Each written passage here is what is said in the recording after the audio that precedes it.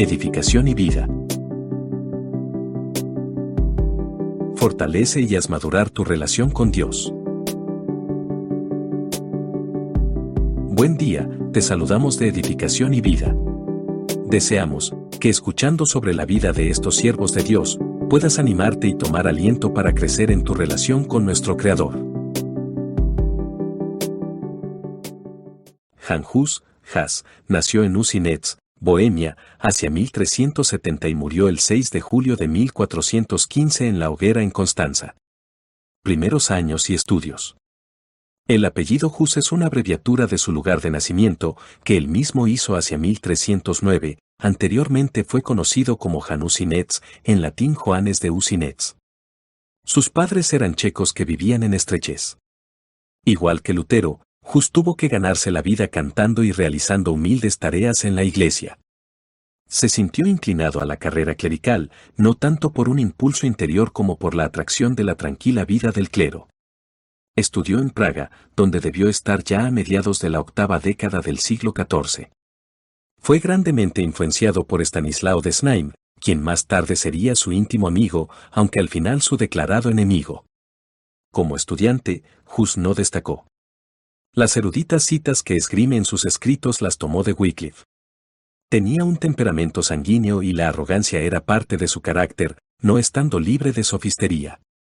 En 1393 era bachiller de artes, en 1394 de teología y en 1396 maestro de artes.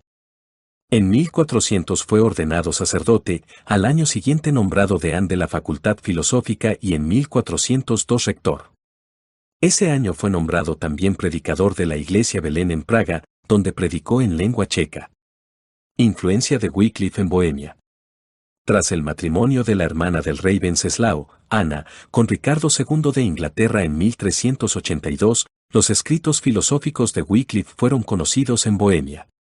Como estudiante, Hus se sintió atraído por ellos, particularmente por su realismo filosófico. Su inclinación hacia las reformas eclesiásticas se despertó al entrar en contacto con los escritos teológicos de Wycliffe. El llamado husismo de las primeras décadas del siglo XV no era nada más que wycliffismo trasplantado a Bohemia. Como tal se mantuvo hasta la muerte de Hus, convirtiéndose luego en utraquismo y posteriormente en taboritismo. Los escritos teológicos de Wycliffe se difundieron ampliamente por Bohemia. Habían sido traídos en 1401-1402 por Jerónimo de Praga, quedando Hus grandemente impresionado por ellos. La universidad se levantó en contra de las nuevas doctrinas y en 1403 prohibió una disputa sobre 45 tesis tomadas en parte de Wycliffe.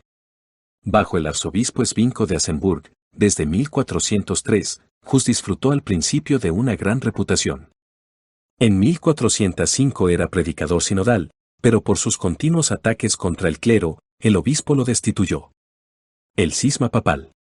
El desarrollo de las condiciones en la Universidad de Praga dependía en gran medida de la cuestión del cisma papal. El rey Wenceslao, que estaba haciéndose con las riendas del gobierno, pero cuyos planes en ninguna manera eran apoyados por Gregorio XII, renunció a este y ordenó a sus prelados observar una estricta neutralidad hacia ambos papas, esperando que la universidad hiciera lo mismo. Pero el arzobispo permaneció fiel a Gregorio, siendo la nación bohemia en la universidad, con Hus como su portavoz, la que juró neutralidad. Alabado por esta actitud, Wenceslao, a instigación de Hus y otros dirigentes checos, emitió un decreto por el que se concedía a la nación bohemia 3 votos en todos los asuntos de la universidad, mientras que las naciones extranjeras, principalmente los alemanes, tendrían solo un voto. Como consecuencia, muchos doctores, profesores y estudiantes alemanes dejaron la universidad en 1409, fundando la Universidad de Leipzig. De esta manera, Praga perdió su carácter internacional, convirtiéndose en un centro checo, pero los emigrantes esparcieron la fama de las doctrinas bohemias hasta países distantes. El arzobispo se quedó aislado, mientras que Hus estaba en la cima de su poder. Se convirtió en el primer rector de la Universidad Checa y disfrutó del favor de la corte. Entretanto, las ideas doctrinales de Wycliffe se difundían por todo el país. Mientras Svinko permaneció fiel a Gregorio XII, toda oposición al nuevo espíritu fue en vano, pero tan pronto como se sometió a Alejandro V las condiciones cambiaron. El arzobispo llevó sus quejas ante la sede papal, acusando a los Wyclifitas de instigar todos los disturbios eclesiásticos en Bohemia.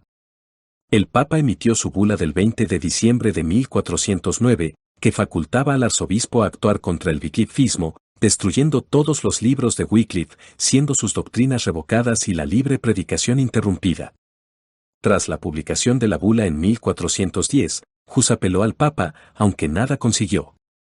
Todos los libros y valiosos manuscritos de Wycliffe fueron quemados y Hus y sus seguidores declarados fuera de la ley. Este procedimiento causó una gran conmoción entre las clases bajas y altas, sucediéndose en algunos lugares turbulentas escenas. El gobierno se puso de parte de Hus, incrementándose el poder de sus seguidores día a día. Continuó predicando en la Capilla Belén, siendo cada vez más audaz en sus acusaciones hacia la jerarquía eclesiástica. Las iglesias de la ciudad quedaron bajo la prohibición y el entredicho fue pronunciado contra Praga, aunque sin resultado. Indulgencias. Svinko murió en 1411 y con su muerte el movimiento religioso en Bohemia entró en una nueva fase, centrándose en las disputas sobre las indulgencias. En 1411 Juan XXIII publicó su cruciata contra el rey Ladislao de Nápoles, protector de Gregorio XII. En Praga los predicadores de indulgencias exhortaban a la gente a ir a las iglesias y dar sus ofrendas, creándose un tráfico de dinero con ellas. Hus, siguiendo el ejemplo de Wycliffe, levantó su voz en contra y escribió su famoso cruciata, aunque no pudo atraerse a los hombres de la universidad. En 1412 tuvo lugar una disputa, pronunciando Hus quaestio magistri Johannis Hus, de indulgentis.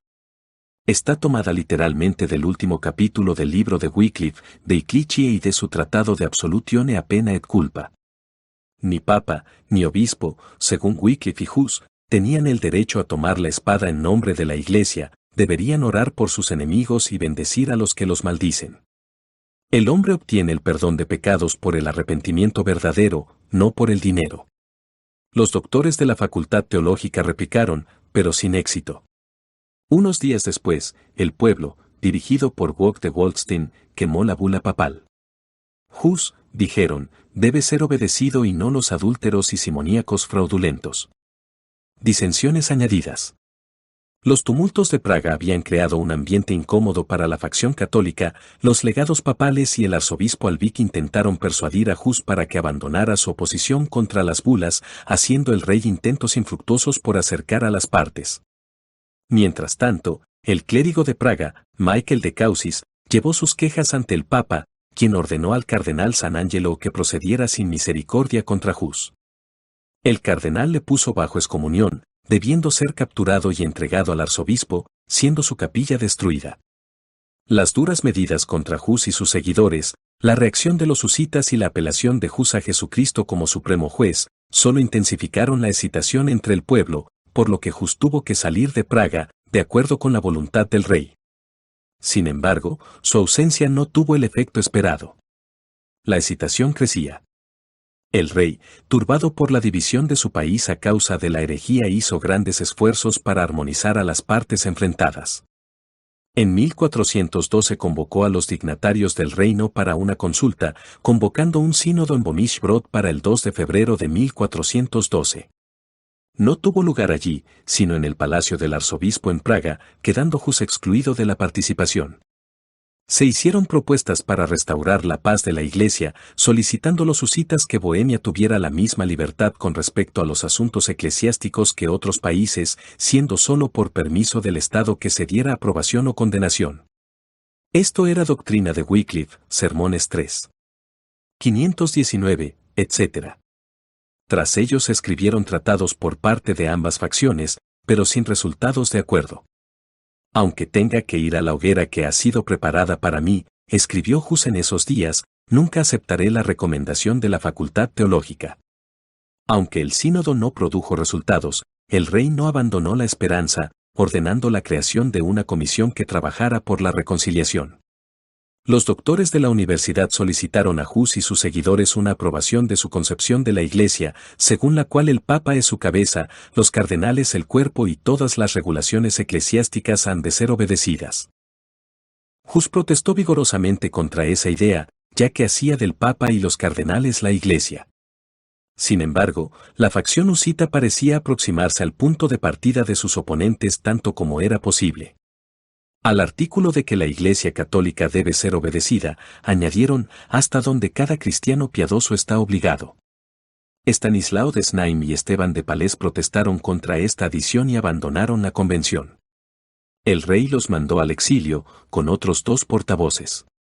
De los escritos de Hus ocasionados por estas controversias, el de la Iglesia, de Iclichie, es el que más frecuentemente ha sido citado, admirado o criticado, siendo en los primeros 10 capítulos un epítome de la obra de Wycliffe del mismo título y en los siguientes capítulos un resumen de otra obra del mismo autor, De Potestate Pape, que Wycliffe escribió para oponerse a la idea de que la Iglesia consiste solo del clero.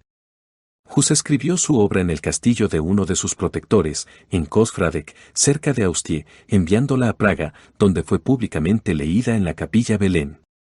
Fue contestada por Estanislao de Znaim y Palés con tratados del mismo título. Tras dejar Praga los más vehementes opositores de Hus, sus adherentes ocuparon su lugar.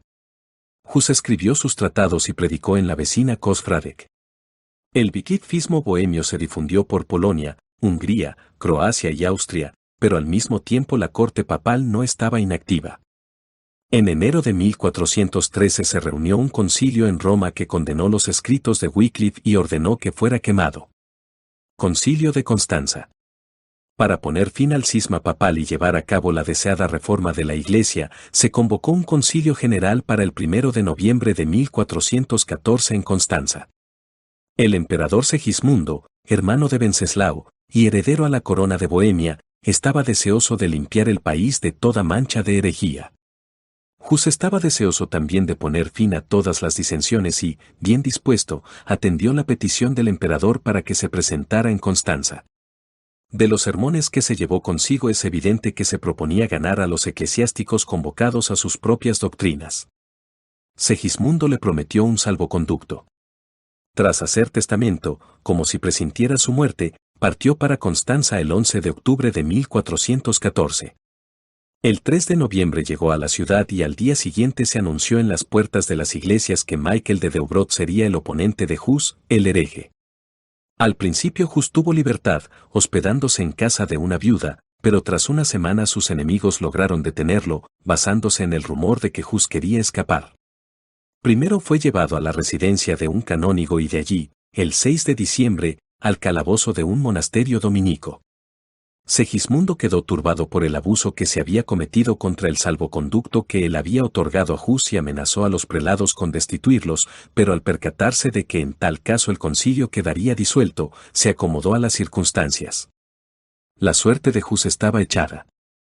El 4 de diciembre el Papa encargó a un comité de 3 obispos que realizaran una investigación preliminar contra él. El testimonio de la acusación fue presentado, pero Hus rechazó un abogado que lo defendiera.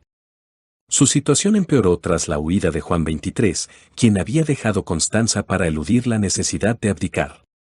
Hasta entonces, Hus había sido cautivo del Papa y estado en constante relación con sus amigos, pero ahora fue entregado al arzobispo de Constanza y llevado a su castillo, Gottlieben en el Rin. Aquí permaneció 73 días, separado de sus amigos, encadenado día y noche, malamente alimentado y torturado por la enfermedad. Juicio de Hus. El 5 de junio fue juzgado por vez primera, siendo llevado a un monasterio franciscano al efecto, donde pasó las últimas semanas de su vida. Reconoció que los escritos sobre la Iglesia contra Palés y Estanislao de Znaim eran suyos y se declaró dispuesto a retractarse si se demostraban sus errores. Hus concedió que admiraba a Wycliffe, diciendo que le gustaría estar en el lugar donde el alma de Wycliffe estaba. Por otro lado, negó que defendiera la doctrina de Wycliffe sobre la cena o los 45 artículos. El rey le amonestó a entregarse a la misericordia del concilio, pues no deseaba proteger a un hereje. En la última vista del juicio, el 8 de junio, fueron leídas 39 sentencias, 26 extraídas de su libro sobre la Iglesia, 7 de su tratado contra Palés y 6 del que escribió contra Estanislao. Casi todos los artículos podían ser trazados hasta Wycliffe. Se le explicó al emperador el peligro de algunas de esas doctrinas en lo que respecta al poder temporal, incitándole contra Hus. Este último se declaró dispuesto a someterse si se le convencía de sus errores. Solo deseaba un juicio más justo y tiempo para explicar sus ideas. Si sus razones y textos bíblicos no eran suficientes, estaría contento de ser enseñado. Esta declaración fue considerada un sometimiento incondicional, pidiéndosele que confesara, 1, que había errado en las tesis que había mantenido, 2, que renunciaba a ellas en el futuro, 3, que se retractaba de ellas y, 4, que se declaraba opuesto a esas sentencias. Hus pidió que se le eximiera de retractarse de doctrinas que nunca había enseñado, de otras, que la asamblea consideraba erróneas, no estaba dispuesto a retractarse, actuar de forma diferente sería ir contra su conciencia. Esas palabras no fueron bien recibidas. Tras el juicio del 8 de junio se hicieron varios intentos para convencerlo de que se retractara, pero él los resistió todos. La actitud de Segismundo se debió a consideraciones políticas al evaluar el regreso de Hus a su país peligroso, pensando que el terror de la ejecución quedaría sin efecto. Hus no tenía esperanzas de vida, siendo de hecho el martirio un profundo deseo de su alma. Condena y ejecución. La condenación tuvo lugar el 6 de julio en presencia de la solemne asamblea del concilio de la catedral. Una vez celebrada misa solemne y liturgia, Hus fue llevado a la iglesia. El obispo de Lodi pronunció una alocución sobre el deber de extirpar la herejía, luego fueron leídas algunas tesis de Hus y Wycliffe. Él protestó sonoramente varias veces y cuando su apelación a Cristo fue rechazada como herejía condenable, exclamó, «Oh Dios y Señor, ahora el concilio condena incluso tu propia obra y tu propia ley como herejía, ya que tú mismo pusiste tu causa ante el Padre como juez justo, como ejemplo para nosotros, cuando seamos severamente oprimidos». Un prelado italiano pronunció la sentencia de condenación contra Hus y sus escritos. De nuevo protestó, diciendo que incluso en esta hora no deseaba nada sino ser convencido por la Escritura. Se puso de rodillas y pidió a Dios en voz baja perdón para todos sus enemigos. Luego vino su degradación, al ser despojado de sus vestiduras sacerdotales, mandándosele de nuevo que se retractara, a lo cual se negó. Con maldiciones, se le quitaron sus ornamentos, su tonsura sacerdotal fue destruida, siendo pronunciada la sentencia de que la Iglesia le privaba de todos los derechos y le entregaba al brazo secular. Luego se le puso un cartel sobre su cabeza con la inscripción a heresiarcha. De este modo, Hus salió hacia la hoguera bajo una fuerte escolta de hombres armados. En el lugar de la ejecución se arrodilló, levantó sus manos y oró en alta voz. Algunos de los del gentío pidieron que se le diera un confesor, pero un intolerante sacerdote exclamó que un hereje no debía ser escuchado por un confesor. Los verdugos desnudaron a Hus y le ataron sus manos a la espalda con cuerdas, siendo su cuello sujetado con una cadena a la estaca, alrededor de la cual se había acumulado mucha madera y paja. En el último momento el delegado imperial, von Peppenheim, en presencia del conde palatino, le pidió que salvara su vida retractándose, pero Hus se negó con las palabras, «Dios es mi testigo de que nunca he enseñado nada de lo que he sido acusado mediante falso testimonio.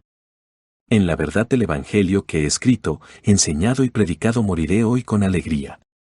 A continuación se encendió la hoguera. Con voz resonante Hus cantó, «Cristo, Hijo del Dios vivo, ten misericordia de mí». Cuando lo hizo por tercera vez y continuó, «Quien nació de María Virgen, el viento llevó la llama a su rostro, él todavía movió los labios y la cabeza, muriendo asfixiado. Sus ropas fueron echadas al fuego y sus cenizas arrojadas al Rin». Carácter, escritos y enseñanzas de Hus. El pueblo checo, que en vida había amado a Hus como profeta y apóstol, ahora lo veneró como santo y mártir. Poseyó altas virtudes, pero en su lucha con la Universidad de Praga y sus oponentes eclesiásticos, no pudo librarse totalmente del reproche de calumnia y abuso. Su saber no era universal, por lo que cuando se adentra más allá de Wycliffe, vacila y se vuelve aburrido y palabrero. Dejó solo unos pocos escritos reformadores en el sentido estricto de la palabra, siendo la mayoría de sus obras polémicas contra Estanislao y Polesk. No es seguro que conociera todas las obras de Wycliffe.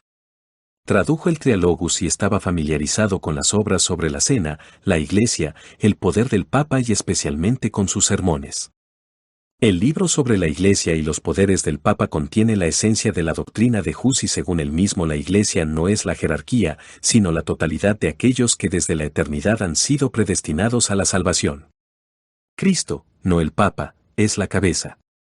No es artículo de fe que se deba obedecer al Papa para poder salvarse. Ni la membresía externa, ni los oficios y dignidades eclesiásticas son seguridad de que la persona sea miembro de la verdadera Iglesia. Lo que dice en sus sermones sobre la corrupción de la Iglesia, el clero, los monjes, sobre el deber del poder secular, etc., lo tomó casi literalmente de Wycliffe. Sus 3 grandes sermones, De Sufficientia Legis Christi, De Fidei Suae Elucidatione y De Pace, con los que él pensó ganarse al Concilio de Constanza, son reproducciones exactas de los sermones de Wycliffe. Hus pretendió haber compartido las ideas de Wycliffe sobre los sacramentos, pero esto no es seguro. El terreno ya estaba preparado para esa doctrina en Bohemia. Hay razones para suponer que la doctrina de Wycliffe sobre la cena se esparció por Praga ya en 1399, ganando más amplia circulación después de que hubiera sido prohibida en 1403 y Hus la predicara y enseñara, aunque es posible que simplemente la repitiera sin defenderla. Pero la doctrina se la apropió la facción radical, los taboritas, quienes la hicieron cuestión central de su sistema. Fuente de su influencia. El gran éxito de Hus en su país natal se debió principalmente a su insuperable actividad pastoral, que excedió sobremanera a la de los antiguos predicadores de Bohemia. Pero incluso en esto, Hus fue alumno del inglés. Hus valoró el sermón como lo más importante, sabiendo cómo despertar el entusiasmo en las masas. Sus sermones, en lo que concierne a su contenido, son a veces incendiarios, introduce en ellos sus luchas con sus superiores, critica sucesos contemporáneos o apela a su congregación, como testigo o juez. Esto multiplicó sus seguidores, convirtiéndose en el apóstol de su maestro inglés, aunque él no era un teórico en cuestiones teológicas. En el arte de gobernar y dirigir a las masas no tuvo igual. El devoto amigo y fiel seguidor de Hus, Jerónimo de Praga, compartió su destino casi un año después. El siguiente pasaje trata sobre el Papa, la Iglesia y la condena de Wycliffe. Si un Papa, obispo o prelado se encuentra en estado de pecado mortal, no sigue siendo Papa, obispo o prelado. La gracia de la elección es el lazo que une indisolublemente al cuerpo de la Iglesia y a cada uno de sus miembros con la cabeza. Si un Papa es malo o, incluso, abyecto, entonces es, como el apóstol Judas, un diablo, un ladrón y un hijo de la podredumbre, y un pastor solo de nombre. Un papa no es y no puede ser llamado santísimo a raíz de su ministerio, porque si así fuera, también podrían llamar al rey santísimo a raíz de su ministerio, y torturadores, guerreros y diablos podrían ser llamados santos. Si un papa lleva una vida contraria a Cristo, ha llegado a su cargo no por Cristo sino por otra vía, aunque, humanamente visto, su elección haya sido legítima, canónica y de acuerdo con las normas. La condena de los 45 artículos de Wycliffe por los doctores no es razonable ni justa, y el motivo citado por ellos, que ninguno de los artículos es católico, sino cada uno herético, equivocado o molesto, es inventado. Tratado contra el Magister Esteban Palets. El texto expone el pensamiento de Hus sobre el papado. No existe ni el más mínimo indicio de que tenga que haber una cabeza que oriente a la Iglesia en cuestiones espirituales y esté siempre presente en la Iglesia militante. Sin esas cabezas extrañas, Cristo orientaría a su Iglesia mejor a través de sus discípulos en todo el mundo. Pedro no era el pastor universal de las ovejas de Cristo y tampoco era obispo romano. Los apóstoles y sacerdotes fieles al Señor han dirigido eficientemente a la Iglesia en todos los asuntos importantes para la salvación antes de que se introdujera el ministerio papal. Y así lo harían hasta el día del juicio, si el papado se extinguiera por alguna razón bien posible. Tratado contra el Magister Estanislao de Znaim.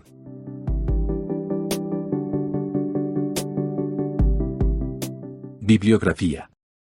Tomado de. Página web. iglesiapueblonuevo.es. Biografías. Edificación y vida. A todos muchas gracias y hasta nuestro próximo capítulo.